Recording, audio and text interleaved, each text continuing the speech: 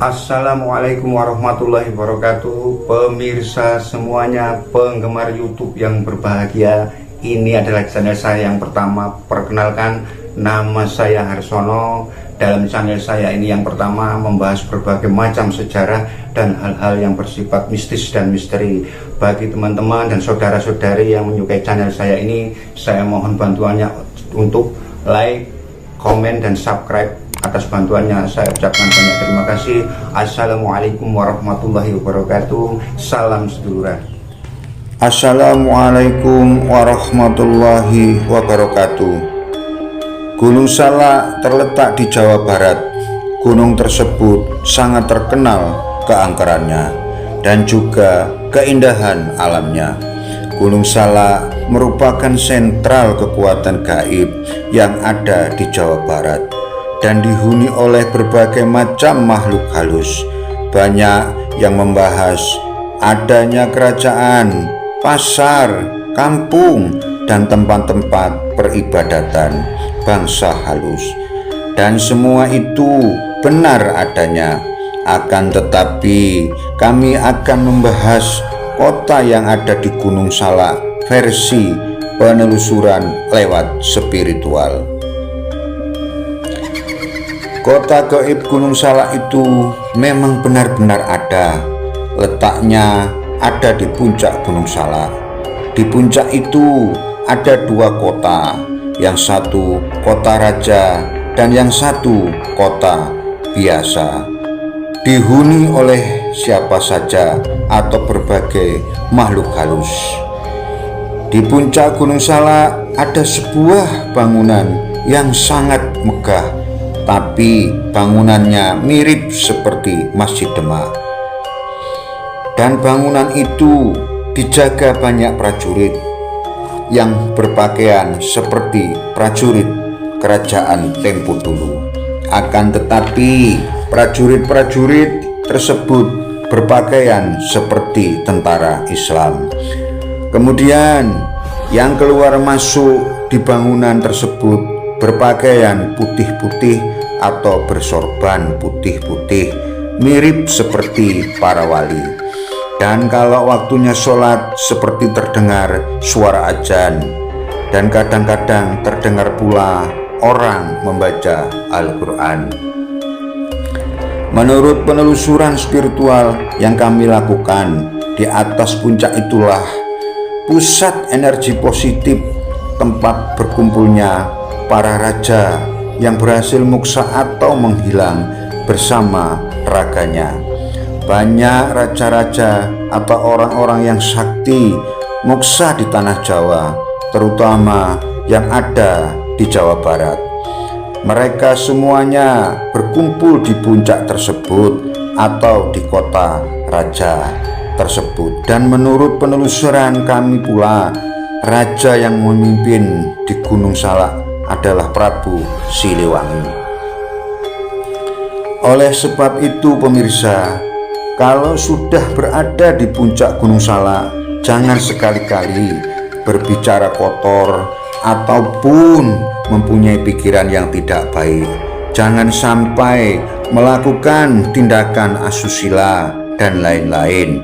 Dan jangan sekali-kali mengambil atau merusak tanaman atau tumbuh-tumbuhan yang ada di puncak Gunung Salak. Karena kalau hal itu kita lakukan, bisa-bisa kita tidak bisa pulang dan akan menjadi penghuni kota gaib Gunung Salak.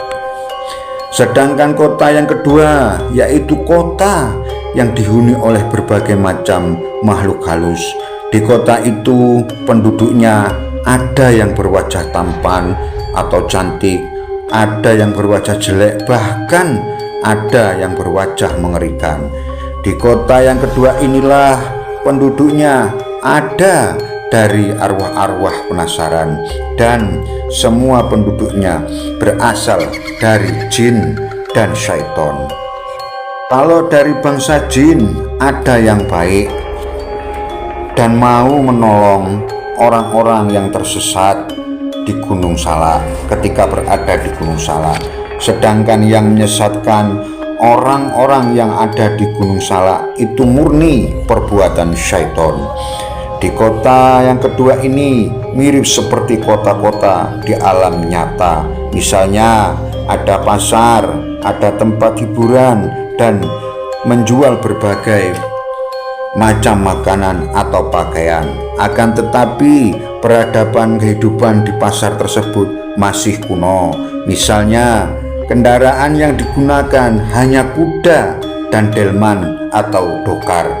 Sedangkan musik-musik atau alat-alat musik yang digunakan hanya gamelan atau seperti musik wayang golek. Maka dari itulah banyak pendaki yang naik ke Gunung Salak sering mendengar musik gamelan. Berarti pada saat itu penduduk kota Gunung Salak ada yang mempunyai hajat. Hal ini sudah sering terjadi dan sudah banyak yang mendengar atau mendengarkan sendiri suara gamelan-gamelan atau musik tersebut. Nah, di kota yang kedua ini ada pula tempat peribadatan tiga agama, yaitu masjid, pura, dan kuil. Sedangkan yang pergi ke masjid itu rata-rata orang-orangnya berjubah putih. Itu sudah bisa dipastikan jin Islam. Sedangkan yang pergi ke pura itu pakaiannya tidak sama atau berbeda, tapi rata-rata mereka berpakaian coraknya kotak-kotak warna hitam dan putih. Salah satu dari mereka ada yang seperti Semar atau dalam film itu Resi Kuncung Putih. Sedangkan yang pergi ke kuil itu berpakaian kuning-kuning dan coraknya kotak-kotak tapi berwarna merah. Akan tetapi saya pun meyakini kalau mereka itu dari bangsa jin yang baik. Kota yang kedua ini letaknya kira-kira 3/4 menurun dari puncak Gunung Salak.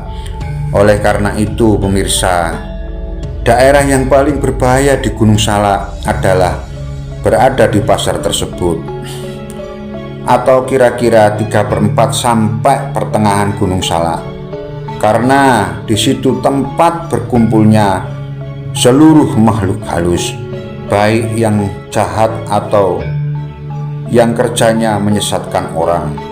Saya sebagai penulis pun berpesan kepada seluruh penonton YouTube saya, siapapun orangnya kalau berada di sana, jangan sekali-kali mau diajak bicara kalau bukan teman sendiri atau sudah kita kenal.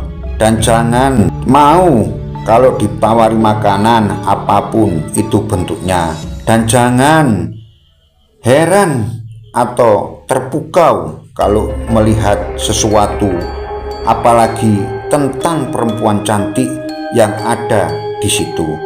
Pikiran harus jernih dan fokus terus, berdoa dan selalu ingat kepada Allah supaya tidak disesatkan oleh jin penghuni kota gaib Gunung Salak yang masuk golongan syaitan.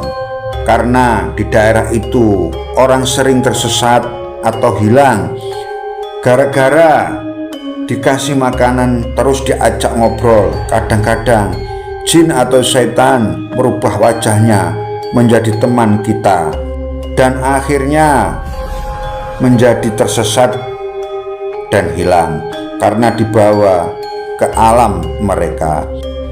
Kadang-kadang ada suara musik, terus kita tertarik dengan suara musik atau gamelan tersebut, maka kita pun bisa tersesat dan hilang.